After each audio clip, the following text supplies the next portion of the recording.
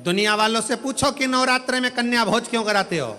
दुनिया वालों से पूछो कि नवरात्रे में बेटियों को क्यों ढूंढने जाते हो। दुनिया वालों से पूछो कि नवरात्रे की अष्टमी और नवमी पर कन्या का पूजन क्यों करते हो।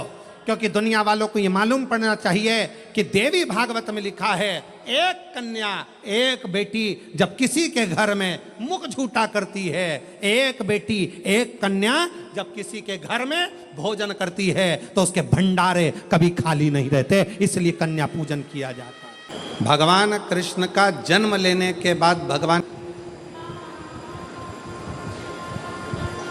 जब तक 14 साल के नहीं हो गए तब तक मां देवकी को कारागार से छुड़ाने के लिए नहीं गए।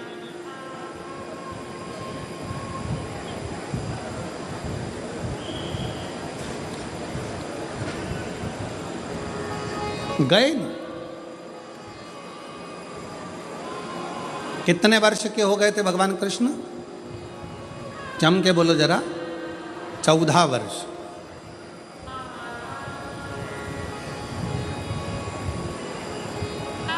देवकी माता इंतजार करती रही, कृष्ण आएंगे छुड़ाएंगे। देवकी माता को मालूम पड़ा कि पूतना को मार दिया, तृणावत को मार दिया, अघासुर को मार दिया, बकासुर को मार दिया, इसको मार दिया, उसको मार दिया। कृष्ण आएंगे छुड़ाएंगे, कृष्ण आएंगे छुड़ाएंगे। बचपन में गोदी में पूतना का जो संहार कर देते हैं, तृणावत को जो बाल्यावस्था में ही मार देते हैं, वो चाहते तो पहले सबसे पहले जाकर माता देवकी को कारागार से छुड़ा देते। छुड़ाया क्या? 1 साल के हो गए, 6 महीने के हो गए, 4 महीने के हो गए, 8 साल के हो गए, 5 साल के हो गए, छुड़ाने गए क्या माता देवकी को? जम के बोलो जरा। नहीं। देवकी माँ इंतजार करती रही, कृष्ण आएंगे मुझे छुड़ाएंगे। श्रीमद् भागवत का संवाद है ये, बड़ा सुंदर संवाद। इंतजार करती रही, आएंगे छुड़ाएंगे, आएंगे छुड़ाएंगे। 3 साल के हो गए, 4 साल के हो गए, 5 साल के हो गए। देवकी मैया इंतजार कर रही है, कृष्ण आएंगे छुड़ाएंगे, कृष्ण आएंगे छुड़ाएंगे। नहीं गए।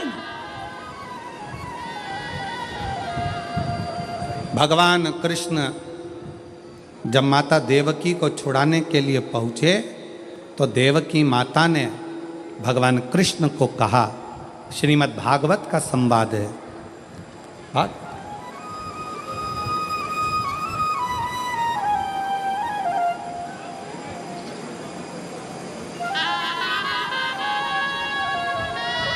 श्रीमद् भागवत में 7 करोड़ 39 लाख शब्द हैं।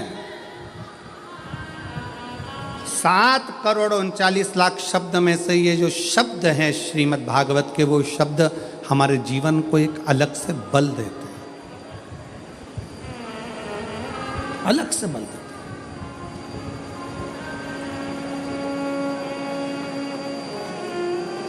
कृष्ण मुझे छुड़ाने में 14 साल लग गए तुझे।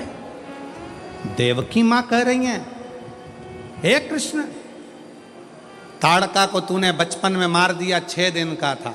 तृणावत को मार दिया, 8 दिन का था। और मुझे छुड़ाने में तुझे 14 साल लग गए।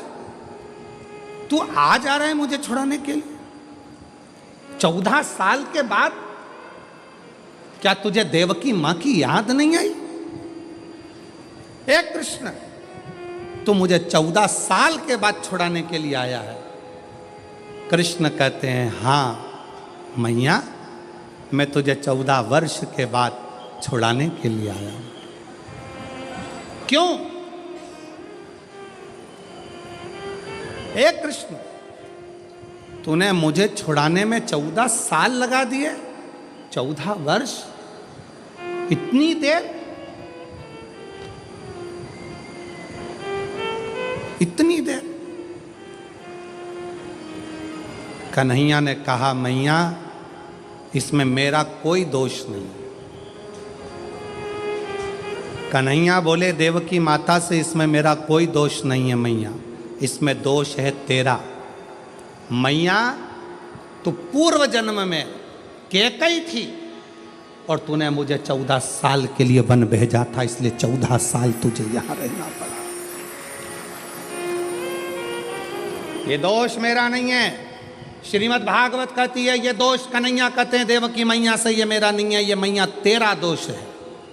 14 साल तूने मुझे वन भेजा था, इसलिए तू भी 14 साल मुझसे मिलने के लिए तरसती रही। कन्हैया एक बात बता,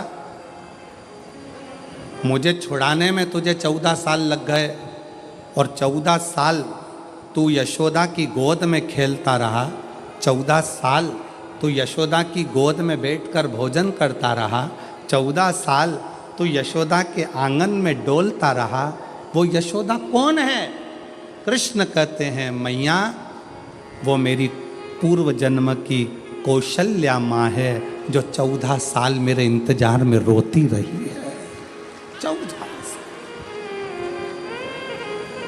14 साल मेरे इंतजार में रोई है मेरी कौशल्या मैया। जब 14 साल मेरे लिए तड़फी है तो मैंने भी रीत बनाई कि जो मेरे लिए 14 साल तड़फा है उसको 14 साल का सुख इस जन्म में दूंगा, और जो मुझे 14 साल के लिए वन भेज दिया है तो उसको 14 साल फिर तड़पना पड़ेगा। इसमें दोष किसी का नहीं है। मत बुरे कर्म कर बंदे वरना पछताएगा, भगवान की आँखों से तो बच नहीं पाएगा, तो बच नहीं पाएगा। अरे ओ अज्ञानी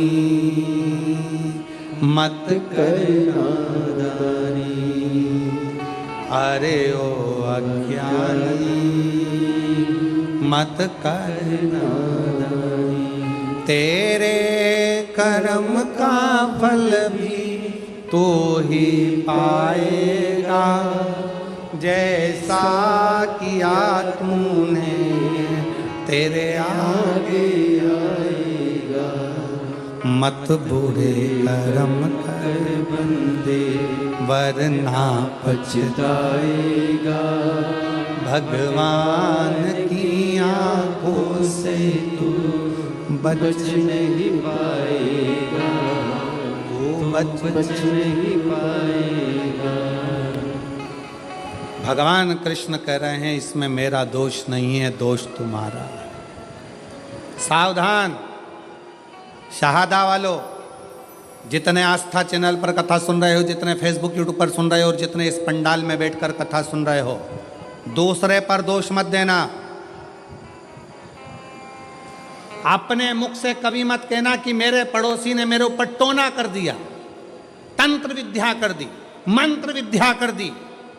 अगर ऐसे तंत्र मंत्र करने वाले होते तो बड़े बड़े फैक्ट्रियों को दीन नीचे गिरा देते, बड़े बड़े ऑफिसरों को उठा के पटक देते। कोई तुम्हारे पर न तंत्र करने वाला है न कोई तुम पर मंत्र करने वाला है, अपना कर्म ही अपने सामने आकर खड़ा होता है, जिस कर्म के बल पर हमको भोगना पड़ता है। अपना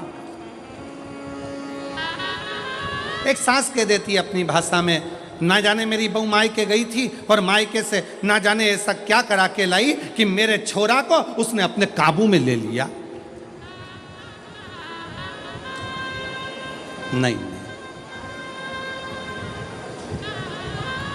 अगर विद्या कराने वाली बहू होती ना तो तेरे छोरे से भी अच्छे छोरे और थे, उनको काबू में कर लेते। अरे बोलो तेरी जीजियों सही है कि गलत है? क्यों किसी की बहू को गलत इल्जाम लगाना? ये अपने मायके गई थी, मायके से कुछ करा के लाई है, ये अपने पियर गई थी, पियर से कुछ करा के लाई है, ये वहां गई थी, वहां से कुछ करा के लाई है। नहीं, बहू में इतनी सामर्थ्यता नहीं है कि वो अपने पियर से कुछ करा के लाए, और पियर वालों में भी इतनी सामर्थ्यता नहीं कि वो किसी से अपनी लड़की के लिए तंत्र मंत्र करवाएं। ये आपकी बुद्धि में ना जाने किस किस ने भाटा भर दिया, इसलिए तुम्हारी सोच बिगड़ गई।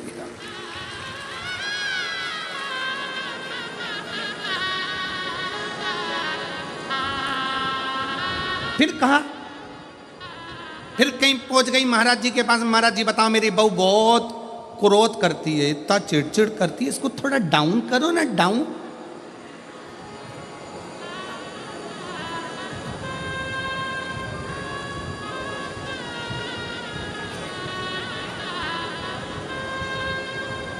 थोड़ा डाउन करो ना। महाराज जी ने कहा तेरी बहू को लेके आना। बहू पहुंच गई, आधी कमरिया पे साड़ी, साहदा की बहुओं की बारी। अब बोल तो जरा।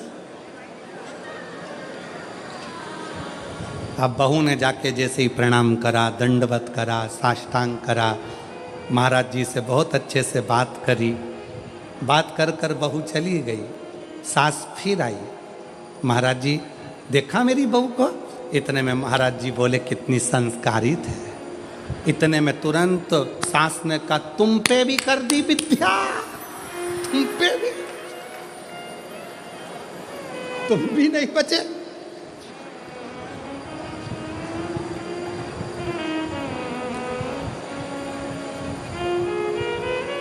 अरे भाई, बहुओं की तीव्रता देखकर सास को प्रसन्नता होना चाहिए।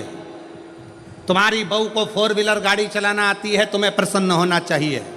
तुम्हारी बहू को 2 व्हीलर गाड़ी चलाना आती है, तुम्हें प्रसन्नता होना चाहिए। तुम्हारी बहू बाजार कर कर आ जाए, तुम्हें प्रसन्नता होना चाहिए। तुम्हारी बहू लैपटॉप पर काम करे, तुम्हें प्रसन्नता होना चाहिए। तुम्हारी बहू तुम्हारे बच्चों को अच्छी शिक्षा दे, तुम्हें प्रसन्नता होना चाहिए। प्रसन्नता होना चाहिए कि कम से कम मेरी जिंदगी तो निकल गई, पर आने वाला समय इतना बदलाव का समय है, उसके ज़माने में ऐसी बहू का होना बहुत जरूरी है।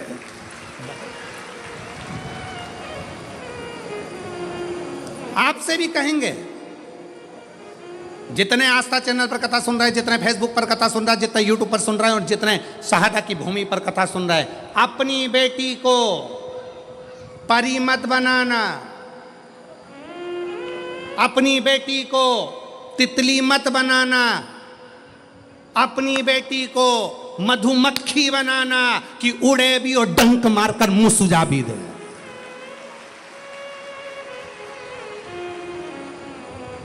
गया तितली का जमाना, गया परी का जमाना। अपनी बेटी को मधुमक्खी बनाओ जो शहद जैसी मिठास अपनी वाणी में भी रखे, और अगर कहीं का घूर कर देख ले और हरकत कर दे तो मुंह सुजा दे एक में धर के। ऐसी बनाओ मधुमक्खी, तितली नहीं, परी नहीं। एक कलयुग में बेटी को मधुमक्खी बनने की जरूरत है। मधुमक्खी। ये छोटी छोटी बच्चियों के साथ गलत करते हो रहा है, कहीं कुछ हो रहा है, कहीं कुछ हो रहा है। उनका सबसे बड़ी गलती है माँ बाप की कि अपनी बेटी को परी बनाया, तितली बनाया और उसको मधुमक्खी नहीं बनाया। मधुमक्खी जैसा डंक उसके अंदर उत्पन्न करो, जैसे जीजाबाई में था, जैसे अहिल्याबाई में था, झांसी की रानी में। वो डंक होना चाहिए उसके अंदर।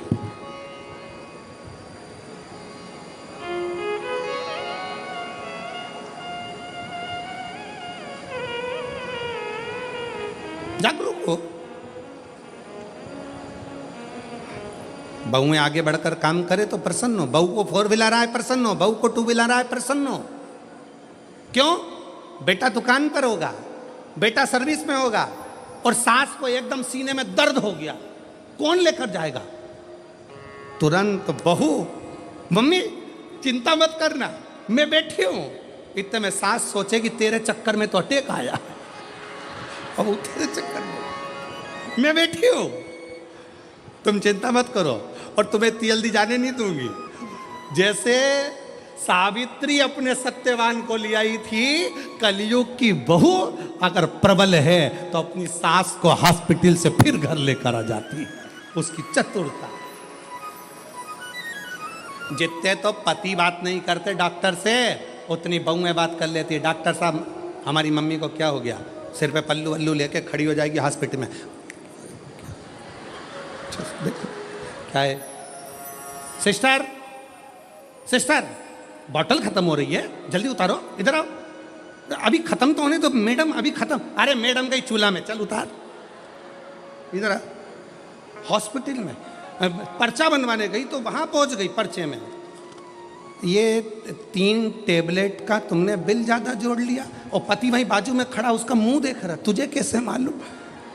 वो बोली मैंने मोबाइल में सर्च करा था, इतने की थी और ये इतने में लगा रहा है। कम करता है कि मोबाइल है, अभी बनाऊं वीडियो, इतने। जी जी, मैं हाथ जोड़ता तेरे।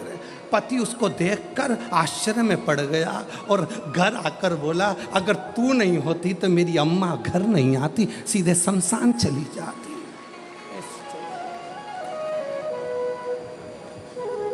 अरे गया जमाना, पुराना जमाना था कि लड़कियों को पर्दे में और कैद में रखा जाए, तुम मत चली जाना, तुम मत बढ़ जाना, तुम मत बढ़ जाना, तुम मत बढ़ जाना, तुम मत बढ़ जाना। और आज का ज़माना बेटियों की अग्रणता का।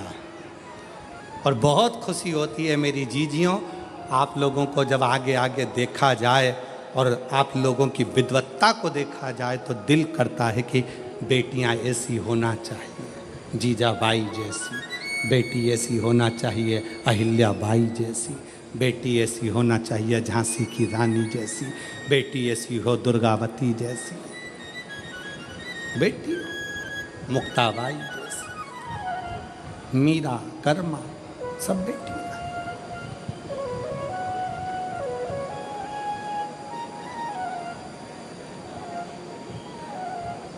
अगली बार कथा करने आऊंगा तो कथा में एक भी सांस नहीं आएगी, एक भी नहीं।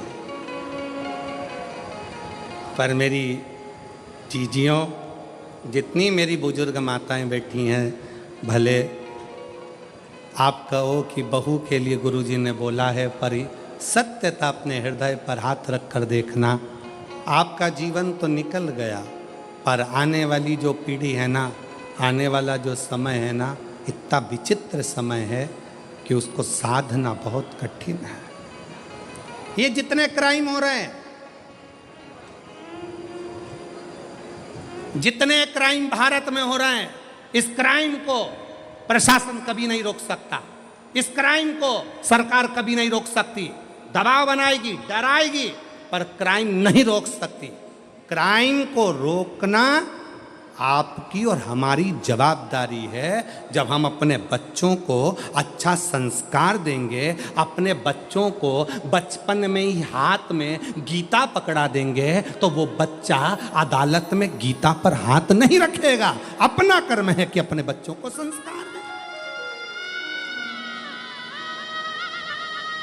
अदालत में बच्चा गीता पर हाथ कौन रखता है? जो बचपन में गीता का अध्ययन नहीं करा हो, जिसने कभी शिवपुराण नहीं सुनी, जिसने कभी संस्कार नहीं लिया, जिसने अपने माता पिता का कहना नहीं माना, जो अपने माता पिता के अनुकूल नहीं चला, वो बच्चे अदालत में खड़े होकर गीता पर हाथ रखते हैं। मैं कसम खाकर कहता हूं कि मैंने ऐसा नहीं करा। उसे गीता पर हाथ रखना पड़ता है। और जिसने अपने माँ बाप के संस्कार लिए हैं, जिसने माता पिता के संस्कारों पर पला है, माता पिता ने जिसको संस्कार दिए हैं, वो बच्चा बचपन में गीता का अध्ययन कर लेता है, शिव पुराण सुन लेता है, भागवत सुन लेता है, रामायण सुन लेता है। वो बच्चा अपने गुरु का, अपने माता पिता का, अपने बड़ों का आदर करना जानता है, तो उसको गीता पर हाथ रखने की जरूरत नहीं पड़ती। अपने बच्चों को बाल्य अवस्था से जब अच्छा संस्कार देंगे तो ये क्राइम बढ़ नहीं सकता। क्राइम क्यों बढ़ रहा है? क्योंकि हम संस्कार नहीं दे पा रहे।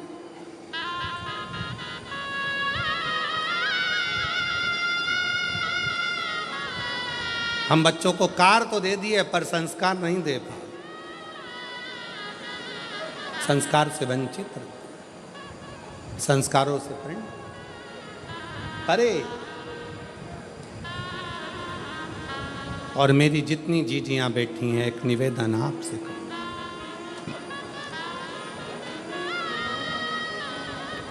बड़ा विचित्र है, बहुत ध्यान देना।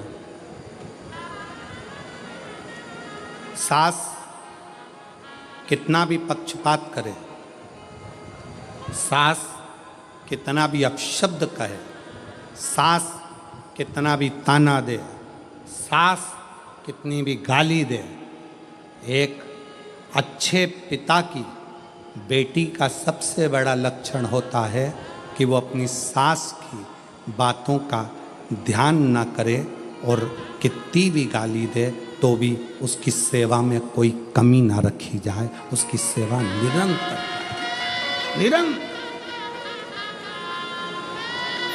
क्या होता है?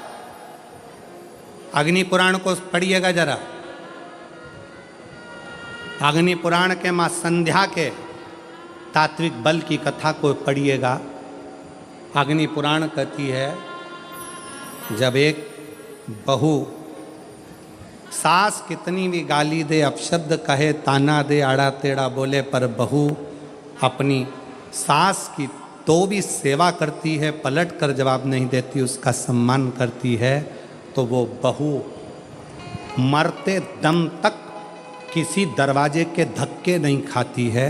उस बहू की झोली कभी खाली नहीं रहती है और उसका भंडार कभी खाली नहीं रहता। मिलता प्राप्त होता। बोलने दो, क्या किसको रोइए? जम के बोलो जरा, चादर तान के सोइए। आग लगे बस्ती में अपन मस्त प्रसन्न हो, आनंदित हो।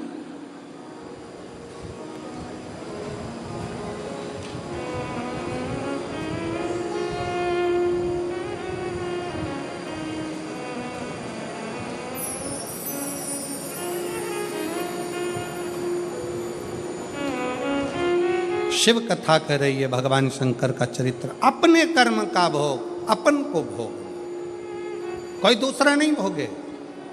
और जब हम हमारे विश्वास के साथ, हमारे भरोसे के साथ, हमारी दृढ़ता के साथ, हमारे प्रबल भगवान शंकर पर किए गए भरोसे के साथ जब आगे बढ़ते हैं, तो हमारा किया गया पूर्व का बेकार कर्म जलकर समाप्त होता चले जाता है और व्यक्ति आगे की ओर बढ़ता चले जाता है। आगे की शंकर भगवान से मिलने की 4 निशानियां सामने आती हैं। जब आप शिव महापुराण की कथा सुनते रहते हो 4 साल, 5 साल, 6 साल शिव जी के मंदिर जाते, 1 लोटा जल चढ़ाते, शंकर का भजन करते करते साल निकलते चले गए। साल 4 निशानी मेरे भगवान शंकर ने तुमको दे दी प्राप्त करने की।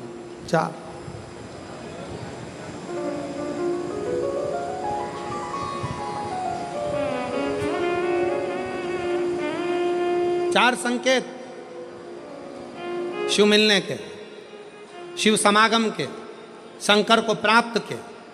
पहला संकेत भगवान शंकर देते हैं अपने भक्त को, जो भगवान शिव की कथा को निरंतर सुनता रहता है, शिवालय जाता रहता है, 1 लोटा जल चढ़ाता रहता है, शिव को भजता रहता है, श्री शिवाय नमस्तुभ्यम कहता रहता है। उसको पहला संकेत भगवान शंकर देते हैं अपने मिलन का, उसको स्वप्न में दर्शन देते हैं।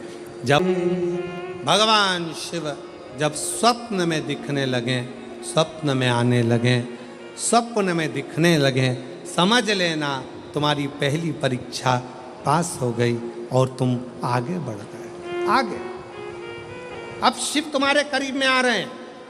दूसरा संकेत भगवान शंकर देते हैं शिव महापुराण की कथा सुनने वालों को। पहला संकेत शिव जी ने दिया, अगर शंकर सपने में आए समझ लेना शिव जल्दी मिलने वाले हैं। दूसरा संकेत, जिस शिवलिंग की तुम घर में पूजन करते हो, जिस शिवलिंग के मंदिर में पूजन करते हो, मान लो वो शिवलिंग कभी तुमको उसमें शंकर का प्रतिबिंब दिखने लगे, कभी तुम्हें ऐसा लगे कि कोई मुझे झांक रहा है, कभी तुम्हें ऐसे लगे कि मंदिर में और कोई भी है, तुम्हें कभी लगने लगे कि ये शंकर का शिवलिंग हिल रहा है, कभी तुम्हें लगे तुम्हारे घर में रखा हुआ शंकर का शिवलिंग कोई मनुष्य की आकृति जैसा दिख रहा है। कभी तुमने लगने लगे कि जिस मंदिर में मैं जाती हूँ वहाँ का शंकर का शिवलिंग ऐसा लग रहा है कि मंदिर में और भी लोग बैठे हैं। तुम मंदिर से निकल रही थी, पीछे से कोई की आवाज़ आई, तुमने पलट कर देखा कोई नहीं, तुम्हें लगने लगे, समझ लेना कि तुमने शिव पुराण की दूसरी परीक्षा पास कर ली। शंकर तुम्हारे करीब में आने चालू, शिव तुम्हारे करीब में आ रहे, करीब। और शिव महापुराण की तीसरी परीक्षा,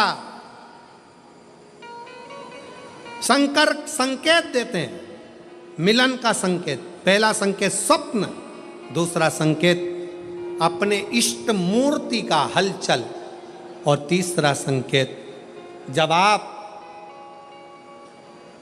कुछ सोचो और वैसा कि वैसा ही तुम्हारे साथ 2 दिन या 5 दिन में हो जाए, समझ लेना कि तीसरा संकेत दे दिया, मतलब शंकर अब तुरंत मिलने वाले हैं। तुमने सोचा, अपने बेटे से कहा, देख बेटा मत कर ऐसा, ऐसा करेगा तो उसके साथ ऐसा हो जाएगा। बेटी मुझे लग रहा है कि ये काम गलत है, बेटा तू ऐसा कर ले, ऐसा हो जाएगा। संकेत तुम्हें मिलने लगे और तुम्हारी विवेक, तुम्हारा एंटीना, तुम्हारी बुद्धि, तुम्हारा चित्त प्रबल हो जाए, समझ लेना कि शिव मिलने वाला।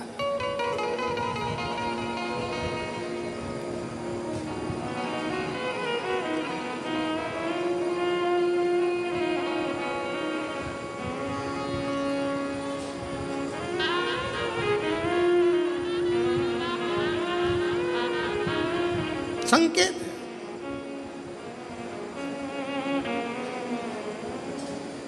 संकेत एक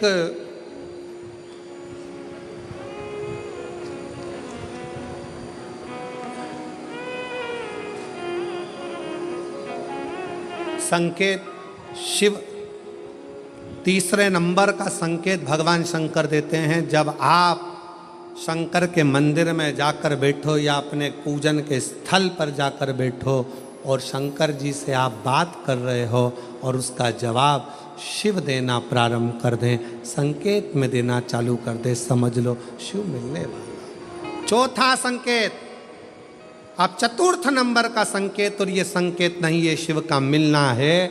जब ये 3 परीक्षा पास हो जाती है तो चौथे नंबर की परीक्षा पास करने की ज़रूरत नहीं पड़ती है। दुनिया के लोग कहते हैं कि भगवान आते हैं 2-4 घंटे रुकते हैं, सब झूठ है। भगवान एक क्षण के लिए आता है और तुम्हारे सामने आकर तुम्हारे सामने से निकल कर चले जाता है और तुम्हें महसूस करा देता है कि मैं तेरे सामने आया था और निकल कर चले गया, तो मुझे पहचान नहीं पाया। आता है, आए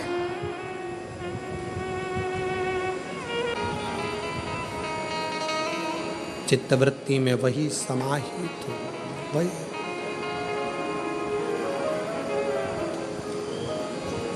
मैं तो तेरा एक दीदार चाहूं,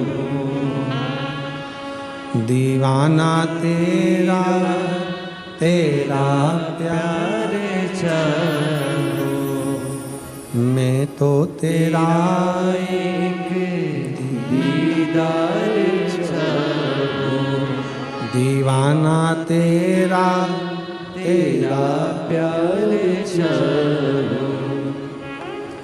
ओ डमरू वाले रे, ओ काशी वाले रे, ओ डमरू वाले रे, ओ काशी वाले रे, अब तो हो जा मेहरबान, ओ काशी वाले रे, अब तो हो जा मेहरबान, ओ काशी वाले रे, मेरा दिल तुझ पे कुर्बान, ओ डमरू वाले रे, मेरा दिल तुझ पे कुर्बान, ओ काशी वाले रे, मेरा दिल तुझ पे कुर्बान, ओ डमरू वाले रे, मेरा दिल तुझ पे कुर्बान, ओ डमरू वाले रे, ओ काशी वाले रे, ओ डमरू वाले रे, ओ काशी वाले ओ डमरू वाले ओ सीहोर वाले रे, उज्जैनी वाले रे, सीहोर वाले उज्जैनी वाले ओ अब तो हो जा मेहरबा, ओ काशी वाले रे, अब तो हो जा मेहरबा, ओ काशी वाले रे, ओ मेरा दिल तुझ पे कुर्बा, ओ काशी वाले रे, मेरा दिल तुझ पे कुर्बा, ओ काशी वाले रे।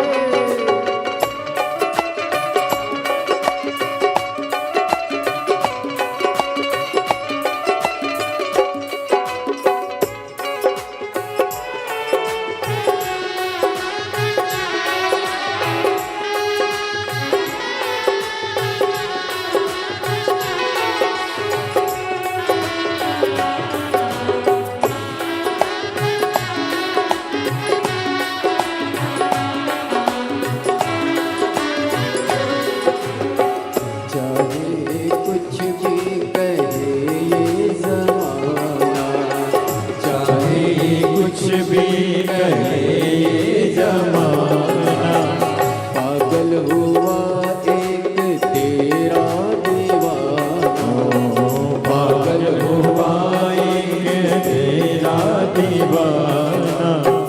चाहे कुछ भी कहे ये जमाना, चाहे कुछ भी कहे जमाना, पागल हुआ एक तेरा दीवाना, पागल हुआ एक तेरा दीवाना। ओ काशी वाले रे, ओ डमरू वाले रे, ओ काशी वाले रे, ओ डमरू वाले रे, ओ काशी वाले रे, ओ डमरू वाले रे, ओ काशी वाले रे, ओ डमरू वाले रे।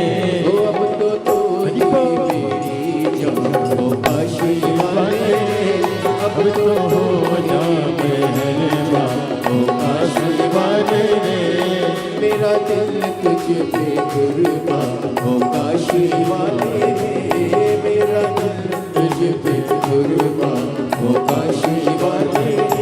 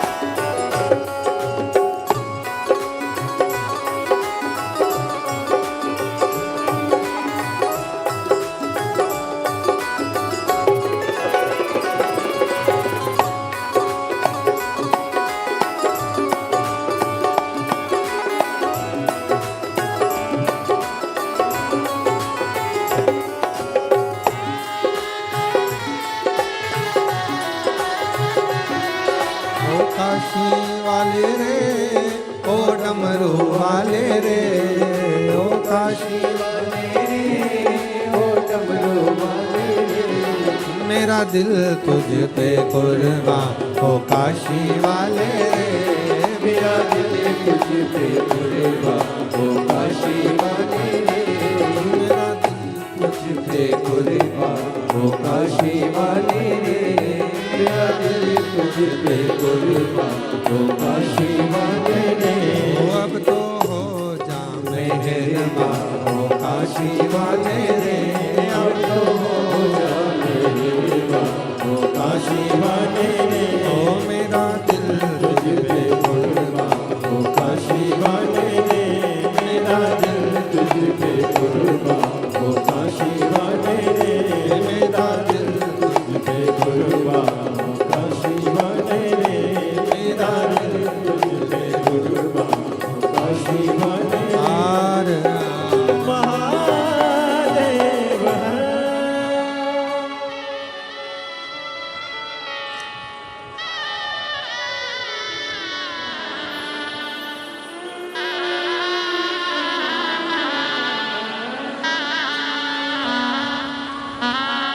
अपने स्थान पर बैठकर जहाँ जगह मिले वहाँ बैठकर बाबा को अपने मन का भाव कहिए, हृदय से प्रार्थना।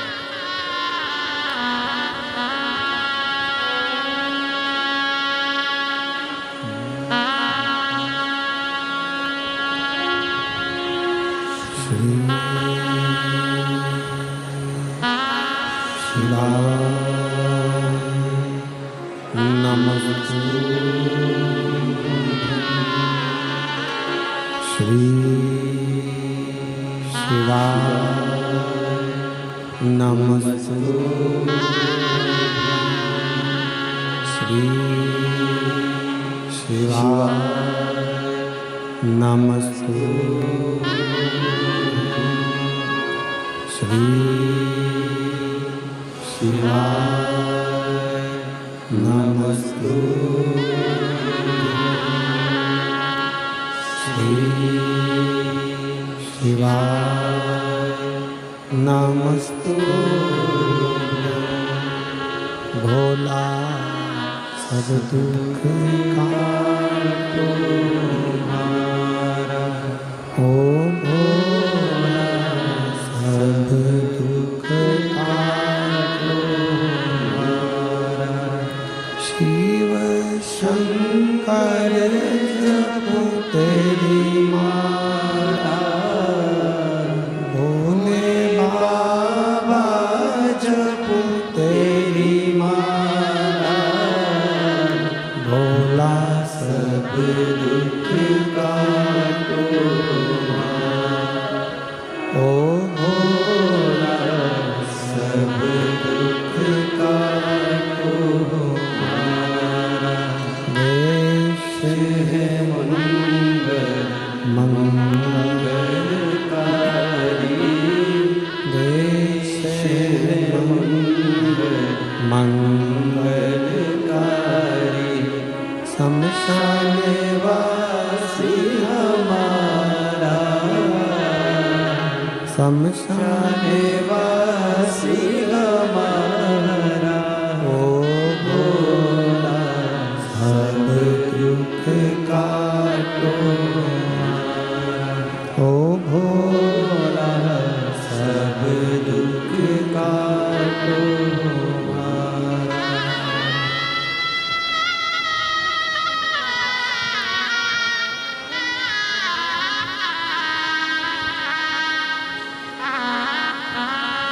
भगवान देवाधिदेव महादेव, भगवान शिव, वो गर्दानी, त्रिकालदर्शी, कैलाशी, अविनाशी, भगवान शंकर, जिनका पवित्र कथा कह रहे हैं, शिव महापुराण की कथा वर्णन कर रहे हैं।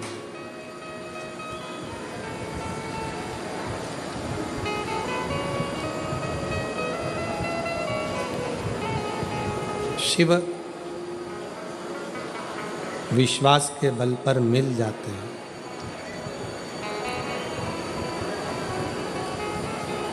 एक तारकासुर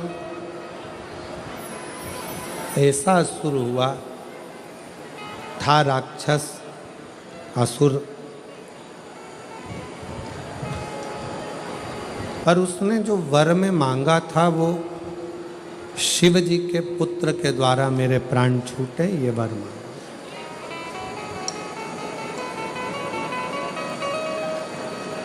मांगा भी तो ऐसा कि मैं शंकर जी के पुत्र के द्वारा मरूं, बेटे के द्वारा।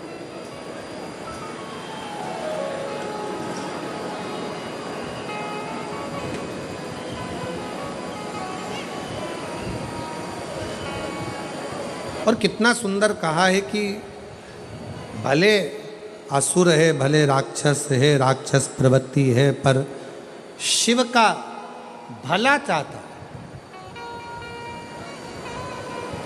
और हमारा सनातन धर्म कहता ही यही है,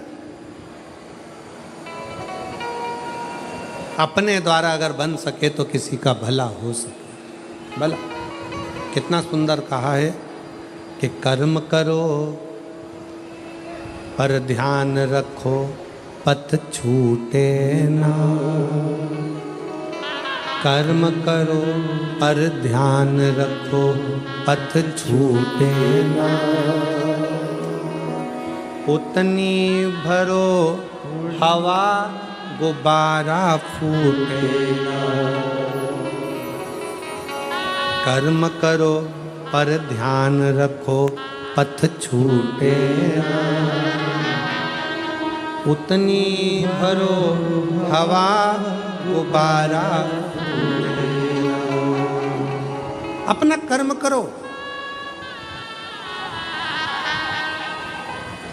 कर्म करने की मना नहीं है, पर कर्म के साथ में इस बात का ध्यान रखना कि अपना पथ को ना छूटे। कर्म के साथ में आपका पथ नहीं छूटना चाहिए। कर्म करो पर पथ ना छूट जाए। अगर कर्म करने में आपका अगर पथ छूट रहा है, कर्म करने में अगर आपका पथ छूट रहा है, तो वो श्रेष्ठता नहीं, वो श्रेष्ठता नहीं है। कि कर्म करो पर ध्यान रखो पथ छूटे ना। उतनी भरो हवा गुब्बारा फूटे ना। उतनी भरो हवा गुब्बारा फूटे ना। कर्म करते चलो, पथ ना भटकी। पथ भटकना नहीं चाहिए, कर्म को करते करते। कई लोग कहते हैं गुरुजी हमारे लड़के की संगति बेकार हो गई, संगत बेकार थी, इसलिए वो गलत संगत में पड़ रहा है, गलत विचारों में पड़ रहा है, गलत दृष्टि में पड़ रहा है, गलत सोच में पड़ रहा है, गलत भावों में पड़ रहा है, गलत दृष्टि में जा रहा है, गलत सोच में जा रहा है। हम कहते हैं अगर आपका संस्कार अगर प्रबल है, प्रबल, विभीषण लंका के नगर में, लंका के राज्य में, रावण के राज्य में रहता था, पर उस विभीषण को लंका का राजा रावण भी नहीं बिगाड़ सका, न लंका में रहने वाला कोई बिगाड़ सका, कोई नहीं बिगाड़ सका। और कैकेयी अयोध्या में रहती थी, राम जी के पास में, कौशल्या जी के पास में, दशरथ जी के पास में, माँ सुमित्रा जी के पास में रहती थी, फिर भी कैकेयी को कोई समझा नहीं सका, कोई ना समझा, कोई समझा ना पाया।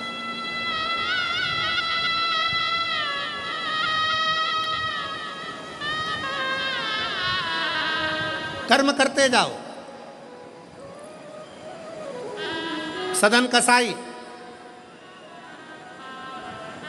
क्या करता था?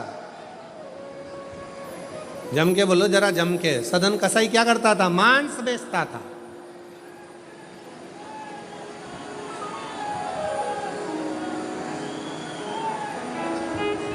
और सदन कसाई मांस बेचता, सदन कसाई मांस बेचने में लगा रहता, मांस का व्यापार करता, मांस का व्यापार में सदन कसाई लगा रहता। फिर भी जरा विचार करिएगा, उस सदन कसाई मांस को बेचने में लगा है, मांस बेचता है, उसके बाद भी भगवान नारायण का दर्शन उस सदन कसाई को हो जाता है। क्यों? फिर ध्यान दें कि कर्म करो पर ध्यान रखो पथ छूटे ना। कर्म करो पर ध्यान रखो पथ छूटे ना। उतनी भरो हवा गुब्बारा फूटे ना। अपना पथ न छूटे।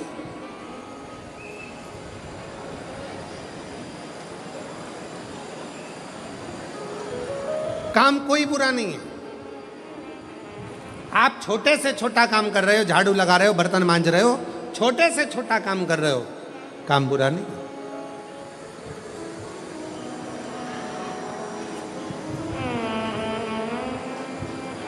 पर उस कर्म को करते करते आपका मन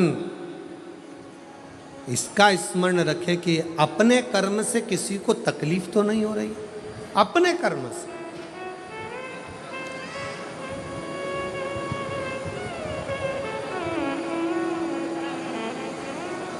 अपने द्वारा किसी को कष्ट तो नहीं हो रहा है। एक पत्र है, देखिए।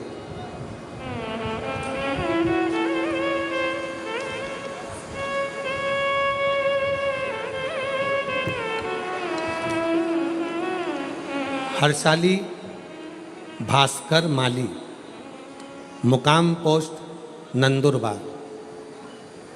कहीं बैठी हो तो हाथ हिला सकते हैं। हर्षाली भास्कर माली, मुकाम पोस्ट नंदुरबार। मेरा मोबाइल नंबर ये है। एक लोटे जल का और बेलपत्र का क्या वर्णन करूं गुरुदेव। मेरी बेटी 7 साल की हो गई, तब तक चलती नहीं, ना चलती थी ना बोलती। वो चल भी नहीं पाती है 7 साल की, और बोल भी नहीं पाती। ना तो उसकी वाणी है और ना वो चल। गुरुदेव डॉक्टरों को दिखाया, डॉक्टरों ने एक ही बात कही कि ये चल नहीं सकती, और उसको एक सर्टिफिकेट दे दिया जिसको विकलांगता का सर्टिफिकेट कहते हैं, क्योंकि ये चल नहीं सकती और ना बोल सकती, ना इसकी वाणी है ना ये चल सकती है। 7 साल की हो गई, सारे डॉक्टरों का इलाज करवाया, आखिरी में सर्टिफिकेट पकड़ा दिया गया, ये चलेगी नहीं बोलेगी नहीं। मन बहुत टूट गया, इतना मन टूट गया कि मैं निराश हो गई, और मन बहुत टूट गया, निराश हो गई। फिर हम सीहोर गए और वहाँ से एक रुद्राक्ष लाए, बाबा को विनय किया कि बाबा आपकी ही बेटी है, इसको संभालो। सीहोर में जाकर रुद्राक्ष लेकर आना, बाबा से विनय करना, कहा बाबा आप संभालो, आपकी बेटी है। मैं घर आ गई। घर में रोज रुद्राक्ष का पानी शिव जी को चढ़ाकर पिला देती, बेलपत्र खिला देती।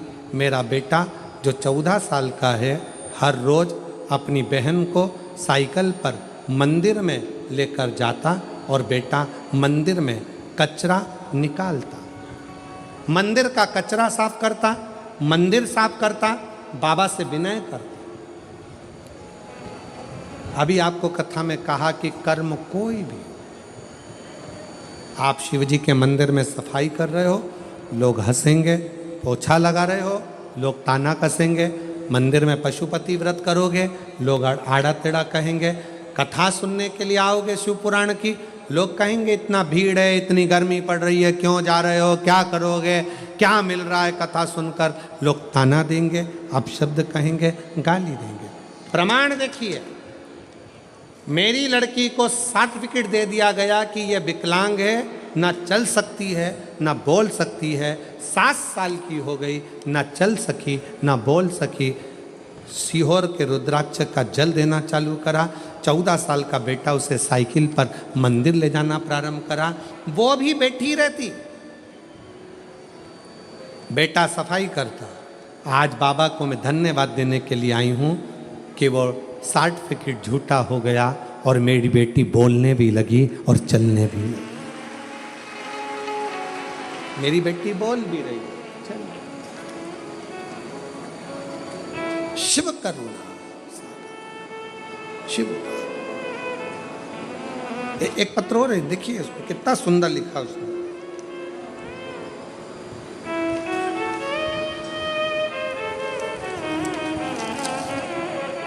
कविता ज्ञानेश्वर हटकर, ज्ञानेश्वर डिंगाबर हटकर,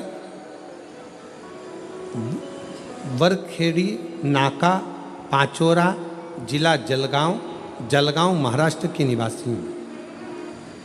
बाबा मेरा नाम कविता है। मेरे पिछले 14 सालों से मुझे संतान की प्राप्ति नहीं। इलाज करा करा कर थक गई, अस्पताल के चक्कर काटते काटते थक गई, पर 14 साल से संतान नहीं। डॉक्टरों ने मना कर दिया कि तुम्हें मां नहीं बन सकती। तब आखिरी में किसी ने कहा कि धूलिया में शिव महापुराण की कथा हो रही है, आप कथा करने आए हो। मुझे कहा गया पंडाल में बैठकर अगर कुछ मांगते हैं तो बाबा देता जरूर है। मैं भी केवल पंडाल में बैठ गई, बाबा की धूलिया की कथा सुनी, वहाँ की मिट्टी को पेट पर लगा लेती, बाबा से प्रार्थना करती कि डॉक्टरों ने कह दिया है कि मैं माँ नहीं बन सकती हूँ, पर आप कृपा करोगे सब होगा। पंडाल की मिट्टी को मेरे पेट पर लगाया करती और पंडाल की मिट्टी को पेट पर लगाती, बाबा की कथा सुनती और सफ़ेद आंकड़े की जड़ का प्रयोग करा और बाबा की ऐसी कृपा हुई, जहाँ डॉक्टरों ने कहा था कि तू माँ नहीं बन सकती, 14 साल के बाद 30/10/2024 को मेरे घर में सोमवार प्रदोष के दिन, शिवरात्रि का दिन मेरे घर में बेटे ने जन्म लिया। 14 साल के, 14 वर्ष। कहीं बैठी हो तो आ सकती। शिव की उदारता किसको कहते हैं? शंकर की शरणागति किसको कहते हैं? एक लड़का बैठा है, उसने आर्मी का एग्ज़ाम दिया और आर्मी का एग्ज़ाम देकर उसको कहा गया कि तुम्हारी नाक की हड्डी का कुछ गड़बड़ है, ये तुमको आर्मी में तुम सिलेक्ट नहीं हो सकते।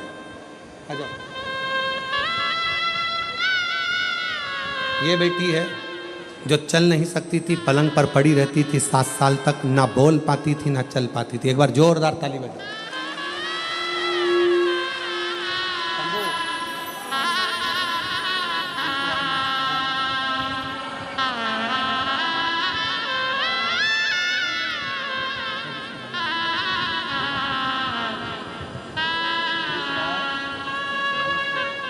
इसका भाई आया? हाँ, बुलाओ।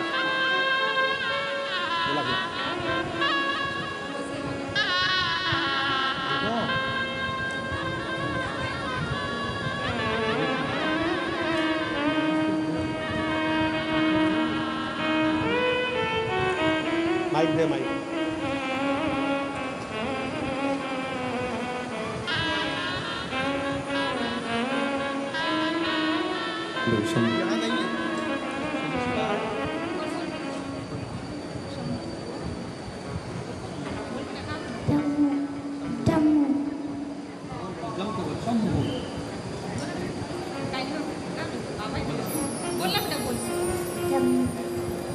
आवाज आई है?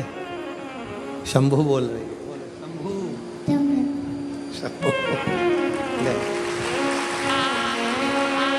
7 साल तक पलंग पर पड़ी रहती थी, ना चल पाती थी ना बोल पाती थी। डॉक्टर ने विकलांग का सर्टिफिकेट दे दिया था और शिव की कृपा से चलना भी चालू करा और बोलना भी प्रारंभ करा। एक बार जोरदार ताली बजाकर साथ देते। शिव तत्व।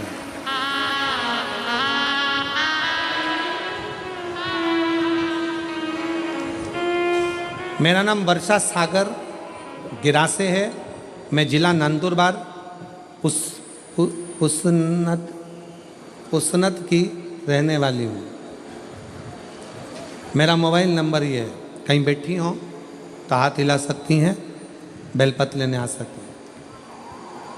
मेरी बेटी का जन्म 2020 में हुआ। अस्पताल में एडमिट किया। मेरी बेटी 10 महीने की थी, तब ना वो खेल पाती, बैठ पाती, चल पाती। बच्चे में कोई इम्प्रूवमेंट नहीं दिखा कि ये बैठेगी, चलेगी, कुछ बोलेगी।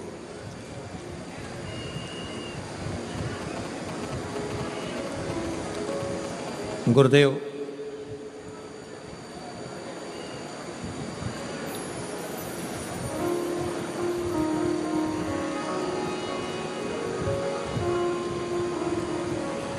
बेटी ना तो चल पाई, ना बैठ पाई, ना बोल।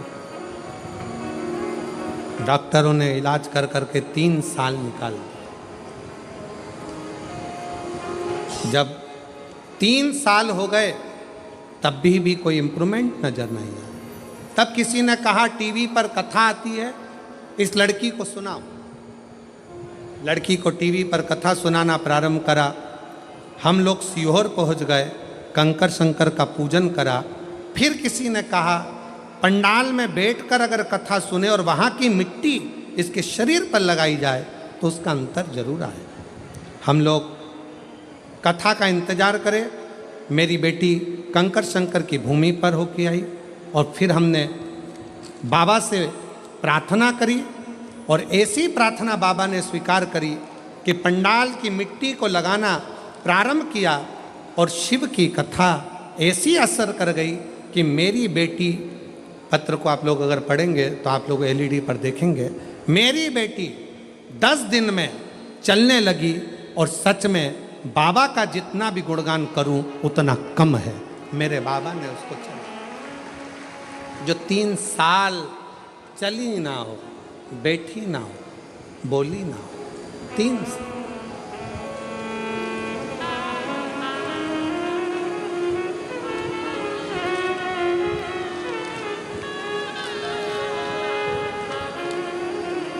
तेरी कृपा का क्या है भरोसा, कब किस पर जरा सी हम पर कर दो, जरा से हम पर कर दो।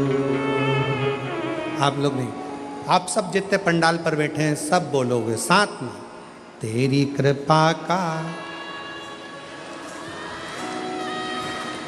आवाज नहीं आई है, एक बार फिर से सब पंडाल की आवाज आना चाहिए। तेरी कृपा का क्या है भरोसा, कब किस पर हो जाए, जरा सी हम पर कर दो, जरा सी हम पर कर दो। तेरी कृपा का क्या है भरोसा, कब किस पर हो जाए, जरा सी हम पर कर दो। इस माँ ने लिखा, मेरी बेटी 3 साल के बाद चलना प्रारंभ कर दी, पर 4 साल हो गए उसकी आवाज नहीं आई।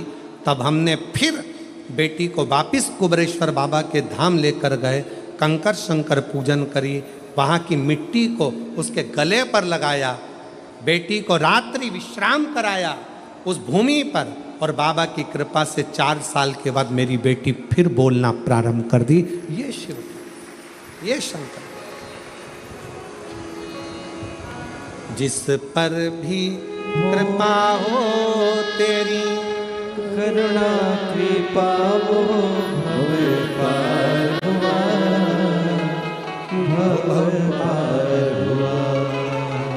पापी हो चाहे जितना, उसका भी बाबा उद्धार हुआ, उद्धार हुआ। शिव महापुराण में भगवान शंकर अमरनाथ की गुफा में माता पार्वती से कहते हैं, सुन पार्वती, कलिकाल में, कलयुग में जितने जन्म लेंगे कोई पुण्य का भागी नहीं है, सबके सिर पर पाप की गठरिया। पार्वती, अमरनाथ की गुफा में भगवान शंकर कहते हैं, संसार सागर में कलयुग में आपका जन्म हुआ है तो मस्तक पर पाप की गठरिया भरी पड़ी है। कोई तुमसे कहे कि हमारा श्राप लग जाएगा, बद्दुआ लग जाएगी, ये लग जाएगा, वो लग जाएगा, दुनिया के लोग तुम्हें डराएंगे, धमकाएंगे, डरने की जरूरत नहीं है। संसार सागर में कोई दूध का धुला हुआ नहीं है। शिव पार्वती से कहते हैं, संसार में वही श्रेष्ठ है जो शिव की आराधना में डूबा है और शंकर के मंत्र का स्मरण कर रहा है। पाप सबके माथे पर है। 4 स्थान पर हर व्यक्ति से पाप होता है। पहला, झाड़ू लगाते समय छोटे जीव मर जाते हैं, पाप माथे चढ़ जाता है। दूसरा, वस्त्र धोते समय, नहाते समय छोटे छोटे जीव मर जाते हैं, उसका पाप माथे चढ़ जाता है। तीसरा, अग्नि जलाते समय, भोजन बनाते समय, लाइट जलाते समय छोटे छोटे पतंगे मर जाते हैं, उसका पाप माथे चढ़ जाता है। चौथा, अपने घर से चलकर जब हम कहीं जाते हैं, अपने पाँव के नीचे छोटे छोटे जीव मर जाते हैं, उसका पाप माथे चढ़ जाता है। 4 स्थान पर हर व्यक्ति से पाप होता है। प्रत्येक व्यक्ति के मस्तक पर पाप बंधा रहता है। पर सुन पार्वती, जो प्रतिदिन शिवालय में जाकर 1 लोटा जल शंकर को समर्पित करता है, वो धीरे धीरे पाप से मुक्त होकर मेरा अपना होते चले जाता है और वो संसार सागर से मुक्त हो जाता है। बहुत डराया गया संसार में, लोगों ने खूब डराया आप लोगों को, ऐसा मत करना पाप लग जाएगा, ऐसा मत करना पाप लग जाएगा, ये मत करना पाप लग जाएगा, भगवान को ऐसे भोग लगा दिया पाप लग जाएगा, भगवान को ऐसे जल चढ़ा दिया पाप लग जाएगा, भगवान को ऐसा कर दिया पाप लग जाएगा, भगवान को ऐसे प्रणाम कर लिया पाप लग जाएगा। शिव महापुराण ने सब कुछ समाप्त कर दिया। शिव महापुराण ने तो एक ही बात कही कि बच्चा गंदे नाली में गिर जाए, बच्चा गंदे पानी में गिर जाए, बच्चा गंदे कीचड़ में गिर जाए, उसको कोई नहीं उठाएगा, कोई गले से नहीं लगाएगा। बच्चा कीचड़ में गिरा हुआ केवल एक माँ और एक बाप होते हैं जो कीचड़ में गिरे हुए बच्चे के कपड़े नहीं देखते, उसको गले से लगा लेते हैं। उसी तरह संसार में कितना भी पाप हो जाए, शंकर के मंदिर जाना मत छोड़ना, क्योंकि वो बाप ऐसा है कि तुम कितने भी पापी हो तो भी गले से लगाकर तुम्हें तार देगा, तो भी तार देगा। बहुत मिलेंगे तुमको, बहुत दिन भर सोशल मीडिया पर, दिन भर प्रवचन में लोग आपको यही ज्ञान देंगे, ऐसा मत करना पाप हो जाएगा, भूल से भी ये गलती मत कर लेना। गूगल पे सर्च करो तो सबसे पहला शब्द ये आएगा, भूल से भी आज प्रदोष है, भूल से ये गलती मत करना पाप लग जाएगा। जब सर्च करो नवरात्रि चल रही है, अष्टमी आ गई, भूल से भी ये मत करना पाप लग जाएगा, एकादशी है आज, भूल से भी ये मत करना पाप लग जाएगा। अरे भाई, संसार सागर में कौन पुण्य भागी है? संसार सागर में तो केवल वही पुण्य भागी है जो कली काल में भगवान के नाम में डूबा हुआ है और अपने कर्म को श्रेष्ठ करता हुआ चल रहा है। कि मत बुरे कर्म कर वरना पछताए, भगवान की आँखों से तू बच नहीं पाएगा, तू बच नहीं पाएगा। कोई तुम्हें मंदिर में मिले और कहे कि ऐसा करोगे तो पाप लगेगा, वैसा करोगे तो पाप लगेगा, उसको समझा देना शंकर मेरे पापा हैं, शिव मेरे पिता हैं, और बाप अपने बच्चों की गलती नहीं देखता, बाप अपने बच्चों के सिर पर हाथ रखता है, उसको गले से लगाता है, उससे प्रेम करता है। बाप है वो, बाप।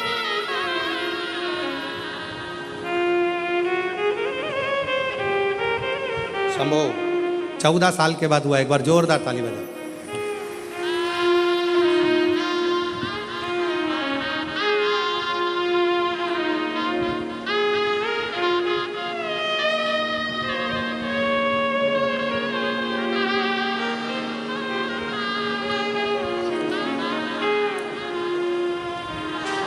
कोई डराए, कोई धमकाए, पाप लगेगा, पाप लगेगा, पाप लगेगा, पाप लगेगा, पाप लगेगा, पाप लगेगा।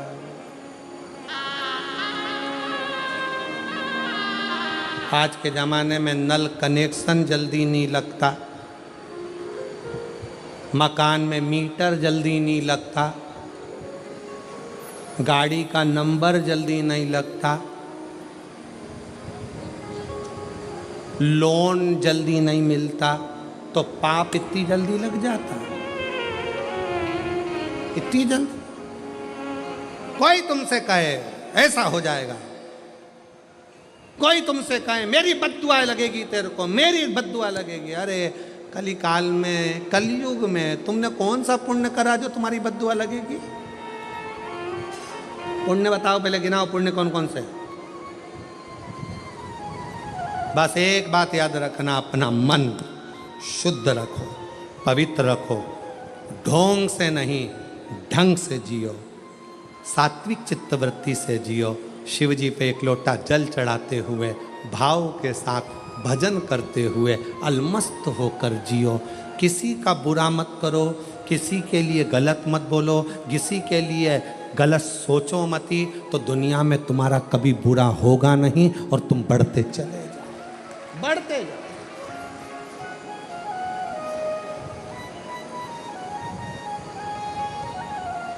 पापी हो जितना उसका भी बाबा उद्धार किया, उद्धार हुआ। अजामिन लड़के जैसे मन को तुम्हारे भाई जरा से हम पर कर दो, जरा से हम पर कर दो। तेरी कृपा का क्या है भरोसा, तब किस पर हो जाए, जरा से हम पर कर दो। मेरे कुबेर महादेव का, मेरे कुबेरेश्वर बाबा का, मेरे कुबेर भंडारी का हिसाब बड़ा पक्का रहता है, बड़ा पक्का तोल कर देता है। दुख लेता है तो सुख देता है, चिंता लेता है तो चिंतन देता है। मेरा शिव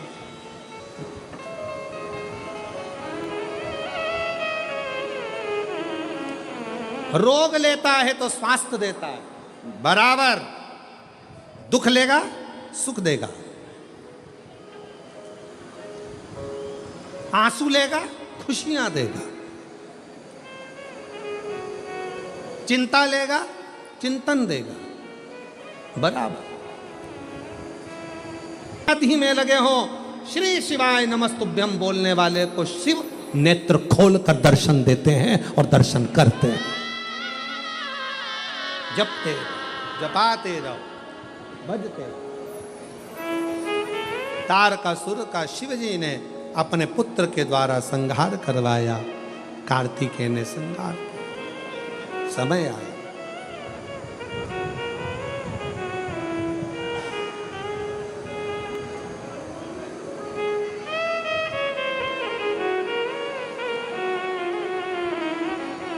पार्वती जी ने विनय करा, निवेदन किया। विदल उत्पल नाम के दो असुर जिनका संहार किया, कुंदुक का प्रहार किया, शिव जी के चरणों में जाकर गिरा। शिव जी का नाम कुंदकेश्वर, कुंदकेश्वर। कुंदकेश्वर शिव जी का एक ऐसा नाम है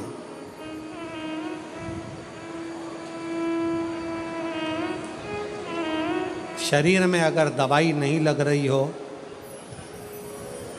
कुंदकेश्वर महादेव का नाम लेकर दवाई खाना प्रारंभ करो, दवाई लगेगी।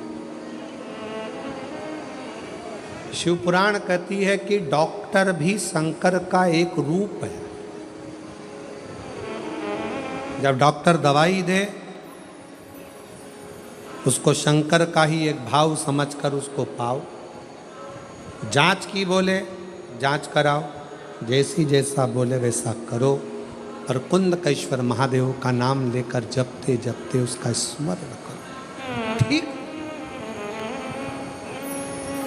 अकाल मृत्यु वो मरे जो काम करे चंडाल का, काल उसका क्या बिगाड़े जो भक्त हो महा।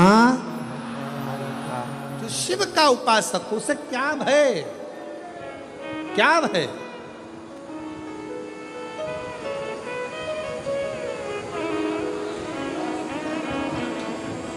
कितने किस्मत वाले हो। नवरात्रे में, चैत्र के महीने में, आज कथा का चौथा दिन